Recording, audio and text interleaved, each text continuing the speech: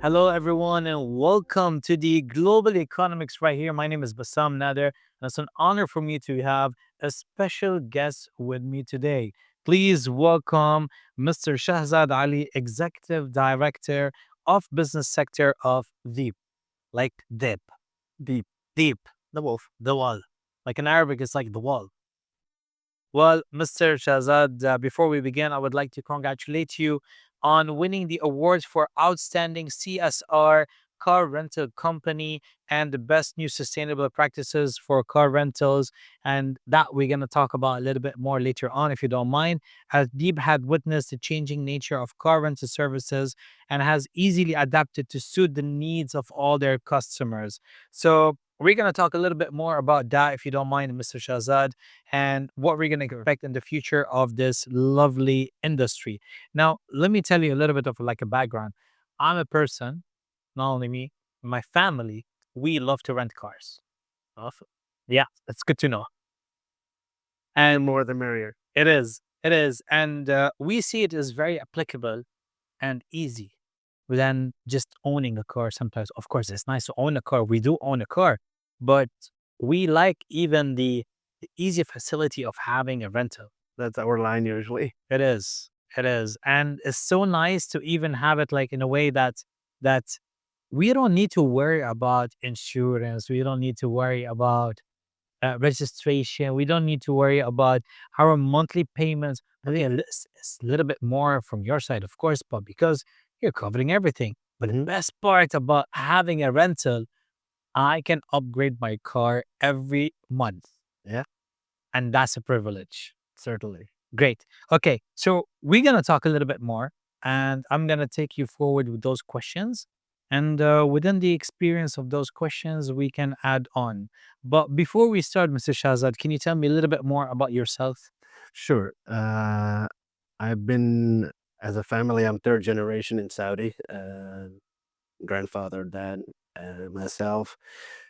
I've been in the kingdom for over 46 years now. Wow. And the last 30 years, particularly, has been focused on the car rental leasing industry.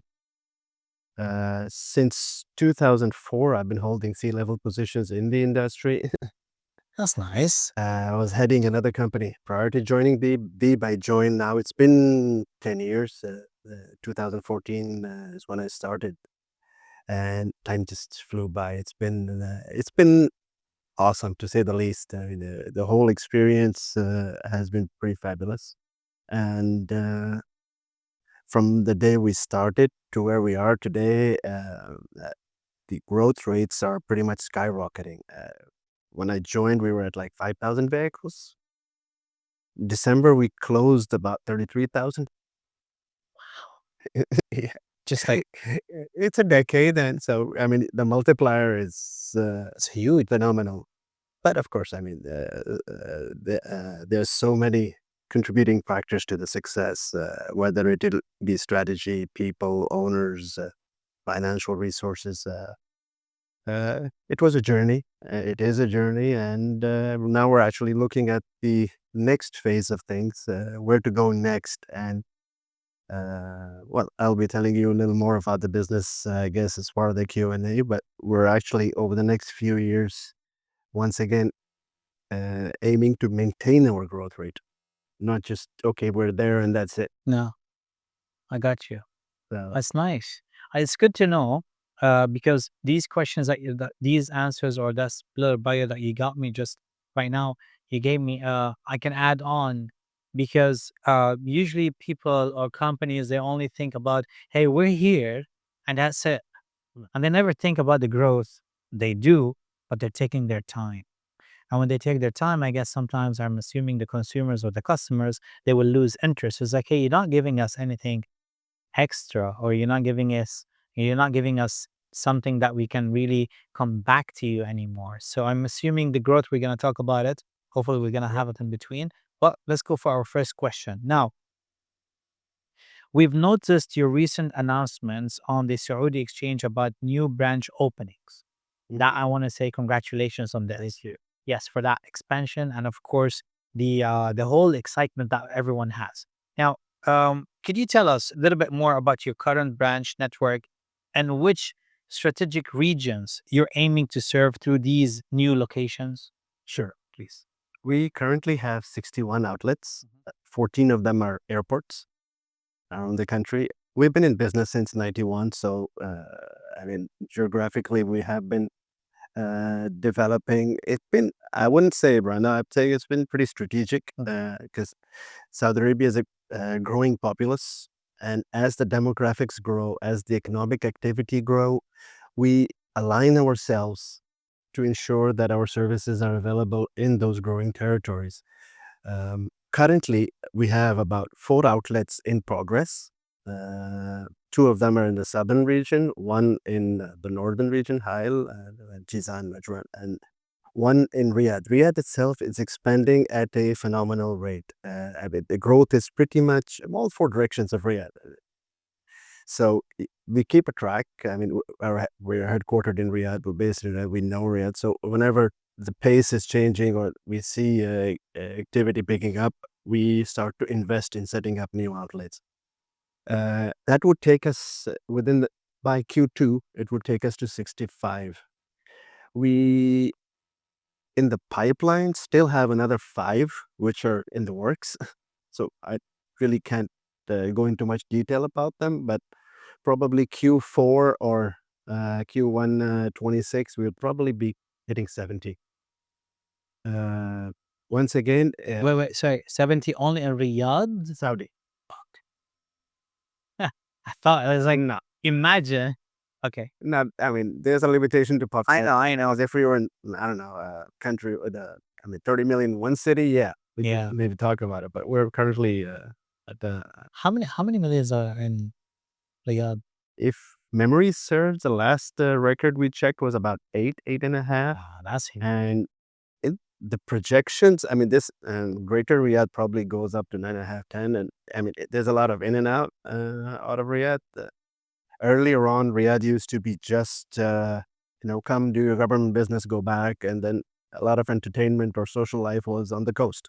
So, Today, the fun is also in Riyadh. The tourism aspect is as well there. And there's a lot of entertainment.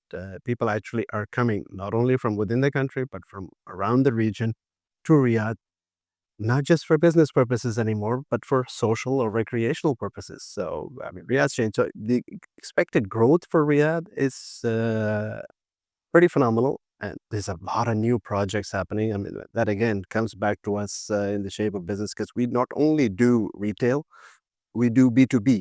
50% plus of our revenue, aggregate revenues, are B2B. minimum. The projects that's coming in, the constructions that's coming Our in. rental is one part, our leasing is the other part. So, I mean, we serve on both the fronts. I like that. Type, sir, can you share some of the innovative approaches you have adopted to face challenges such as service delivery, technology integration, or customer experience? Well, um, just to put a little background to it, I mean, for me, one of the things I love about Theeb when I joined, well, other than our chairman and our management at the time, wonderful people, is the brand identity. From the get-go, when the company was set up, it's a very, very strong brand related to service, but more importantly, related to, I mean, this kind of goes again on the strategy side. A lot of times when you're looking for a car, you can't find it. That is really not the case with the, you'll pretty much find it. And so availability is one of our key drivers. And the management challenge to balance efficiencies and get the profitabilities going while we're making sure cars are available for people to rent, it takes a lot of work. It does. It's an art in the end of the day, which keeps getting optimized over the years. We just keep refining it. And our numbers speak for themselves. So we have the highest return on equity to our shareholders in the market. So we have happy customers who find cars readily available. And at the same time, our numbers are good. So we've been able to manage and maintain and develop that balance over the years. So I think our availability factor added to, I would say, I mean, we really don't go heads on pricing with people. I mean, that's not an area. It's a red ocean when it comes to car rental business. Prices are similar in a lot of companies. However, one thing different about us, unlike other people, is that you can be sure that you will not get haggled. You know, you don't have to argue for discounts. Our pricing structure is fixed. We have discounts, but they're membership based. If you're a member and you over time you go up the ladder, you get more discounts, more features, more benefits. But we give that comfort level, peace of mind to a person. Listen, I'm gonna go there. I don't need to hang. I just need to get the car. I will get the right price. I will go. So I mean, I'm just building up to the fact that we have been from the get go service driven, Mm. and that is our differentiating factor from our global competitors or regional. And the strategy seems to be working because we're growing. I work. It is work. When it comes to customer experience, it's always a nice thing to have really a great rating stars, like 5 stars on the application and on Google and all that for you, for everyone to know and be noticed. And that comes, of course, to your valid services and reasons that you just approached me right now with. And that for sure, anyone who listens or they know, they're definitely gonna book and go forward. You do have an app, right? Yes, we do. And it's an active app, Active app. Yeah. and it's sourcing all over the globe, right? Like anyone around the globe can book Oh, yeah. And directly. it's online. Yeah. It's online, So anybody can book anytime. and there's a lot of like extra features on the app, more like finding it from the website. Sometimes, because it's an app, it's always Right. easier to log in. See, I mean, there's only so many functionalities you can offer in Mm, an application. I mean, in the end of the day, people are looking for an easy way to book a car and have some peace of mind mm, that they'll get the car once they get at the other side of it. And I mean, so you do have features like insurance. I mean, we have different type of insurance packages. I mean, like all the cars are comprehensively insured anyway. The insurance features, like other parts in the world, are driven on reducing your insurance deductible amounts, for example, or adding additional services like a lower or cheaper drop-off charge, or ability to pick up a car in one place and drop off a car in another place, and so on. So, I mean, roadside assistance, for example, is a given. mm. Again, that has many benefits to it. So, uh, the app covers pretty much all the functionalities that a basic reservation related app can do. One of the features which probably differentiates us from, once again, other people in the market is that from get go, we've had an extremely successful membership program. Mm. So you can take a rack rate, but almost nobody or it takes a rack rate. Very few people take a rack rate. And I mean, even when I was coming to the hotel, first I created a membership so I could get a discount, and then I can get a better By price. your own. Yeah. It's your own app for you work. No, I mean, when I was booking for the hotel. I know. So same for Deep. If you become a member, things, things get cheaper and better as services keep adding. Mm. Those all those apps are visible. Your history, your data, your records, everything is visible in the app. So that has given us a loyalty drive as well. Because once you have that piece of, they remember us. I know I'll go. I'll get this. Yeah. With that price, with that thing, whatever it is. Yeah. So not only that, whatever I need, it's there in my app. It took us a while to perfect, and the app is still getting developed. I mean, one of the major initiatives that we undertook, and it's still in progress, late 23, early 24, is, I mean, like the whole world, digital transformation. This has been one of the challenges because the available software architecture and technology, I mean, there have been limitations Mm. that has put us in a bit of a pickle from time to time. But again, nothing we couldn't surmount and move on. So we have a huge initiative that is probably, if I would estimate, going to run over the next at least 2 years. We have a complete new CRM, which is under, I mean, we've taken up Salesforce. It's the number one in the world as our CRM. So the app is going to get integrated into it. the functionalities are going to further increase. But given our current fleet size, given our current customer base, that transition alone is a challenge. Just how to smoothly move from one way of doing things to another. But again, not our first roadshow. We have gone through different. I mean, we did a complete software update in 2023 on our front end. I mean, car rental services or operations software. That again, through its own challenges, data transitioning and getting customer balances right,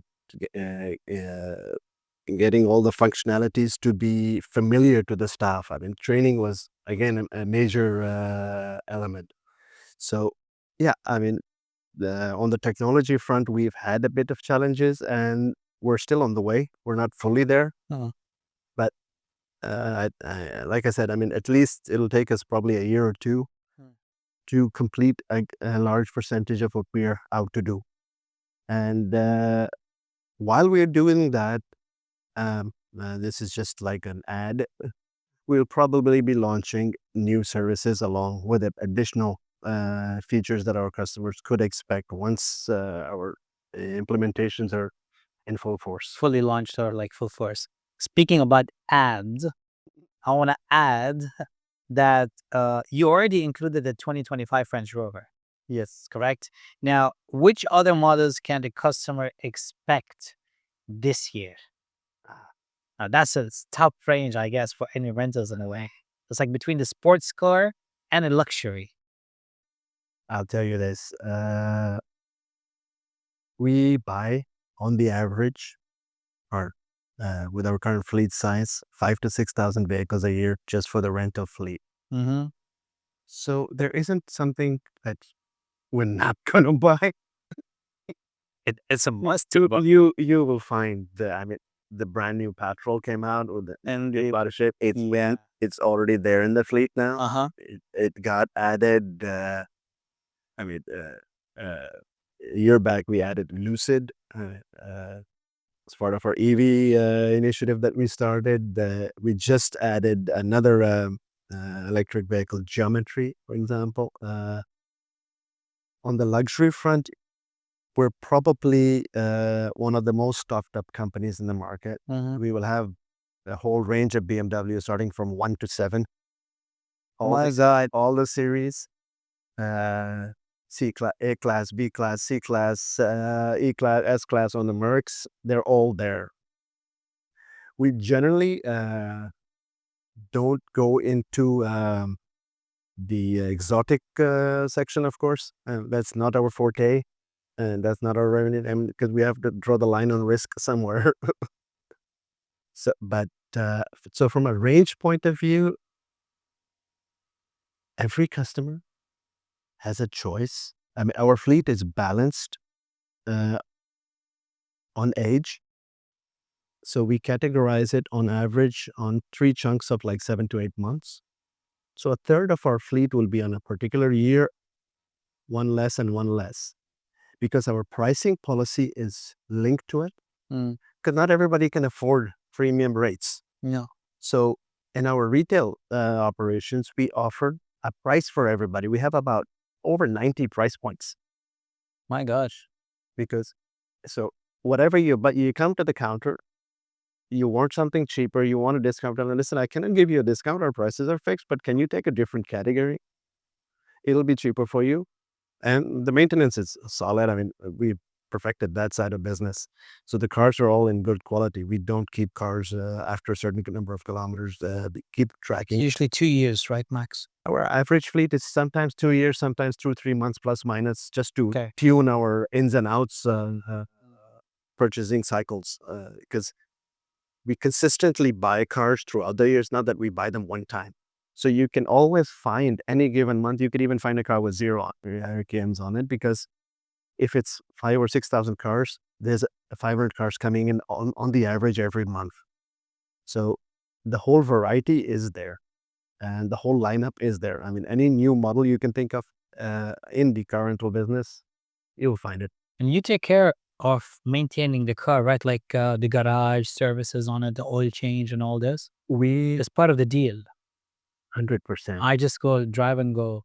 Simple. 100%. God forbid anything happens. You decide to take a different car. Roadside assistant kicks in. We take the old one. You take a different one. Off you go. I mean, that's where the insurance deductibles come in. Cars are insured anyway. Well, they should be. I mean, so, but it's just how much deductible. Some people don't want to pay it, so they pay the little extra cover. Some people want to pay the insurance deductible, God forbid, when it happens. It's a personal choice, and our revenue streams cover both. Me personally, I mean, I've been traveling everywhere, and I never take less than a full insurance. I don't want to be bothered. Yeah, me too. You know? Male, I pay a little bit extra, but Yeah. I mean, so I mean, again, even in that arena, we're working on some new features. I mean, it's still under study, but because right now, yes, we do provide roadside assistance. We cover breakdowns, recoveries. We take the car, we bring you back. You take another car. All the standard stuff is there. In addition to that, we do have services like battery charging. Your key gets locked in, we'll come and get it out for you. You get run a flat, we could come and assist you.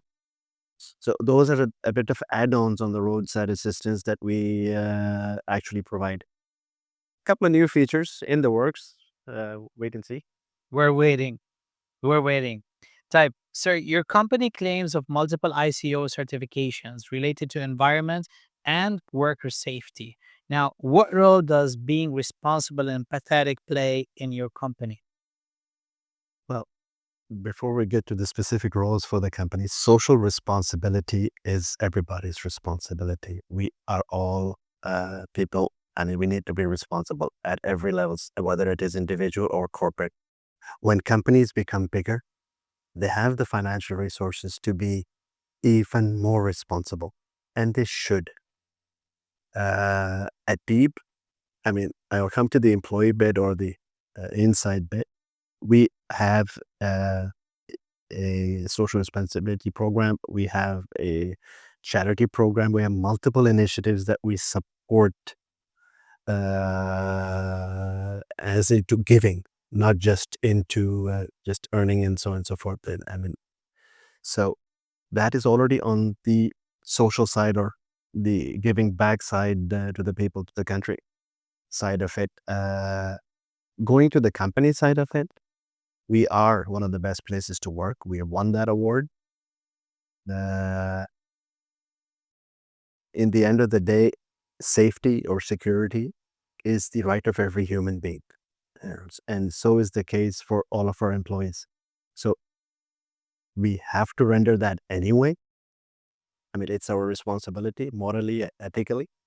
But in addition, I mean, there's a core driving belief that we run with, that we've been running with all along. I mean, we do have a very good work environment, and we're quite proud of it. In the end of the day, a person feels safe, his productivity goes up. So it's a no-brainer. Big time. You know, we spoke about the roadside assistance program and all, but I wanted to enhance it a little bit more for the customer experience. Can you give me a little bit more info about that? Well, I mean, we have a call center set up. We have a huge team sitting 24 hours, right? 24/7.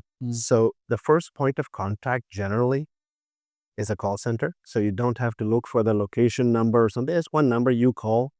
I need this. They are equipped day, night, anytime, all shifts. We have a bunch of team, gear and everything. They're sitting. They know It's like a what to do. GTA right now. It's pretty much it's a process. It's automated. People know what to do and there are no surprises. We've been doing this for 30 years, so we don't get new kind of calls. It's just like the decor. So we've pretty much figured out what to do when a scenario takes place. They pretty much take over. They receive the call. They coordinate with the operations team. They revert back to the customer. That they're coming on the way, stay still. Until the transaction is closed, the concern is closed. They're following it through. Following up. And then of course, the customer is brought back, and For the feedback. the choice is there. You can Insurance, take another okay. car, or you can well, Depends on the case. case to case. There are simple breakdowns, and there are complicated ones. So, and these things happen again with the automotive business. So, and of course, like I said earlier, the simple scenarios are somebody just couldn't start the car. We just went, helped them out, and off you go. That also happens. We have other than the roadside assistance service, we have a mobile maintenance team, which is on hand 24/7 as well. We have very nicely equipped mobile vans, all the kits and gears inside. So At least it if it's a is, right? mechanical Yeah. issue, they'll just go there Direct. and just address the concern on site. That's it. But if it's a major, of course, you call it recovery, They call the tow truck. break it out. We're Call it out. tow truck. Hmm. So yeah. Speaking about cars and the upgrades of the cars, we spoke about the 2025 that you have the range, and then you have some other um, proactive cars coming in, and the fleets that you said that per month that you're getting cars and cars. Now, with the global shift towards sustainable transportation, which I'm seeing it a lot and I'm feeling it a lot, what is your current electric vehicle fleet size? And how do you plan to expand your EV offerings to meet growing customer demand? Well, honestly, our EV fleet, uh, we just launched a trial Mm. late 2023 with Lucid, Mhm. again, based in Saudi. So we have to support Luciders. And like I said, recently we just introduced Geometry, and introduced another brand, but just it's not coming to mind. So the fleet is a bit small. Mhm. The key concern, and this is more perhaps a personal opinion, in order for EVs to thrive, you need a charging infrastructure. Of course. So the market penetration overall for EVs is quite limited today. And not every place. You really, there's almost no infrastructure, very little infrastructure. Even we created our own charging stations at some of our locations. Yes, you can charge at home, but then charge at home, you don't get DC, and it takes time. So that is a bottleneck. Again, we are tracking, we're following the network development. So as that develops and as the supply increases, we would be aligned to it. Personal view, I don't think it's going to be as quick and happening. There are initiatives, again, large institutions, large corporates, government entities are taking the lead. NEOM, everything is electric. So that is happening, but it's very difficult to comment on how soon It's it's going to happen. Having said that, based on the analytics we gathered from Europe, from US, car rental companies have a mixed response to electric vehicles. Some are happy, some are not. Some have actually downsized the electric fleet lately, particularly in the US. I can know why. So, I mean, the car life is a lot related to the battery life. Yeah. And so we're waiting on the technology improvements to further come in. But as Theeb, we have taken the initiative. It's good that we tested. I mean, for us, the math has to make sense. The numbers have to make sense. We have tested the cars. Now we know how to operate them, how to maintain them, what are all. So scaling when the time comes is not going to be a challenge as much, because we've gone through the initial know-how phase and getting comfortable phase. So, I mean, that's the long and short of it. I mean, there's no pinpoint on how soon, how big. Yeah, I got you. Speaking about the long distance, even the driving, where you're saying like part of the US, Saudi has the same. I'm sorry to say that, but I went there. I had an event to host in Al Hola, and there's no airport in Al Hola yet. But then we were We landed, have an airport. We have a but we didn't have on the time. yeah. And from Dubai, like flying Yeah, or there's from no other countries, there's no connection. I have to fly to Saudi And then from Saudi, I have to take a connecting flight. However, the timing even was different for me to land over there, and it was exhausting. Yeah. So what they did, the company that I was hired for, they told me, it's okay, Bassam, we have a car for you. I was like, all right, what's the car? It's like, it's a 4x4. It's going to be cool. They didn't tell me the hours of the drive. It took me 4 hours and a half by drive. Medina and then Yeah, to reach there. So I'm imagining if it was an electric, as an EV car, what would happen on the road?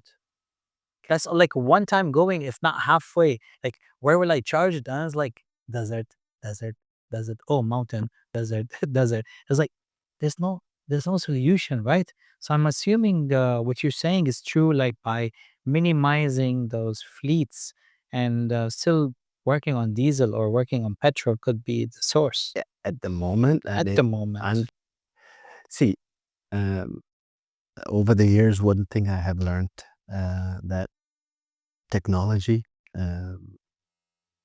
discovery takes time. Once a technology is discovered, in a lot of industries, not just automotive, the speed picks up pretty quickly. So once we're going to pick up speed, it's going to happen quickly. It will. It's just the initial liftoff, even for Saudi, that might be in the works. Again, we've not been talking to, I guess, the right government bodies to get all the data on how soon the infrastructure is going to be in place. I do have, friends and colleagues who are into solar power or other similar alternative energy sources, and I've been told that the regulatory infrastructure is pretty much in place, which means it's coming. It's coming. So I believe it's around the corner, and once it starts, it's got to pick up pace. We'll be ready. I'm sure you will be ready with that kind of an experience, and you guys been there or almost like decades. Speaking about it, sir, like now the Vision 2030 is coming soon, and I think part of it is gonna happen because of that vision in a way. Now, what does your company support and the development of the tourism sector in Saudi Arabia as one of the key pillars, which is 2030? Like, where are you? We are everywhere. And car rental is for tourism, you have to move people. So, and it's an inherent service. To align with it, we are, like, once again, one of the largest operators in the country. We are diversified demographically speaking. We cover places like Alula or Neom or all the new areas that are coming up and running. Not only that, we go an extra mile. On our corporate side, we have about over 1,200 corporate accounts. A good portion of those corporate accounts are tour operators. Okay. That we're aligned with, because not everybody can buy vehicles. The tour operators are also limited in their resources. So we are actually enabling the tour operators by giving him the vehicles, the tools that they need. We have flexible ways and means to make deals with them. But a lot, I can tell you, I have customers that have become friends, and they would come and tell you that our company was built because Theeb was there for us. So that is one of the major things that we are actually doing for the tourism sector. They are the front end. They will add the human resources and the elements, but we will be their goalkeepers. We will be their back office. We will fuel that infrastructure. That's nice. I can see that that kind of an upgrade. Have you thought about, Saudi Arabia by winning the FIFA, the World Cup coming soon? Like, do you have anything happening over there? Like a plan? I know it's a little bit early, but is this something that's on the table between you and the chairman and the boards of? Funny you mentioned that. We I'm not up to speed on a lot of our marketing activities. That usually falls Yeah. under our CEO's direct vision. But from what I know, already the sports club in Saudi are beefing up. A number of them are already our clients with regards to services. At the same time, we do sponsor a lot of events and contribute. So that two-way street has already started. Mm, And I think it's just the beginning. it is. And as time goes forward, as we get closer, I think our activity levels are going to go up. Rental for sports is going to become another Demand. demand. High demands. I'm assuming. Mr. Shahzad Ali, Executive Director of Business Sector of Theeb, I thank you very much for this wonderful time and insights and analytics that we just spoke about. I know it's little, but we have a lot to talk about at a later stage. But again, I want to say congratulations on winning the awards for Outstanding CSR Car Rental Company and Best New Sustainable Practices Car Rental. I salute you with that. So, Thank you. with that, with the global economics right here, I would like to say to Mr. Shahzad that I'm looking forward to travel right now soon to Saudi Arabia and to rent from you. It will be our pleasure. But I'm not gonna take an EV because I'm gonna go all the way far. But surely I'm gonna have one of your supercars, like the Range. I'm looking forward. I'm a big fan of that, and I thank you for your time.